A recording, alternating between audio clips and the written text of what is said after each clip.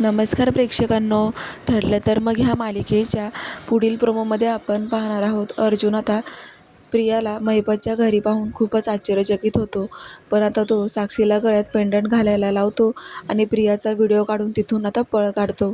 तो गाडीमध्ये येतो आणि चेतन आणि सायलीला सांगू लागतो की प्रिया आणि साक्षीमध्ये खूपच घट्ट मैत्री आहे, कारण प्रियासुद्धा इथे आलेली आहे. मग आता चेतनाला आश्चर्य वाटतं. तो म्हणतो की मग आता एवढी मोठी गोष्ट कोर्टाला सांगायलाच पाहिजे. सायली पण म्हणते की हो अर्जुन, आपण आता हिअरिंगला गेलो ना की प्रियाचं पितळ उघडं पाडायचं कोर्टासमोर.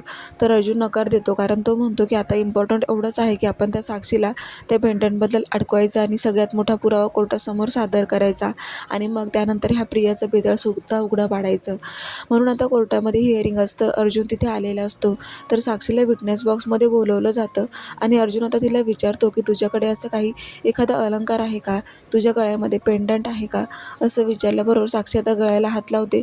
त्याच वेळेला अर्जुन कोर्टासमोर म्हणतो की माझ्याकडे आता जो पुरावा आहे ना, तो मी तुम्हाला दाखवणार आहे. मग अर्जुन आता त्याच्याजवळचं पेंडंट काढून तो कोर्टासमोर दाखवतो आणि साक्षी नेमकं तिच्या गळ्यात बघत असते की पेंडंट आहे का. तेव्हा तिला धक्काच बसतो, कारण ती जे दाखवणार असते ते अर्जुनच्या हातात असतं.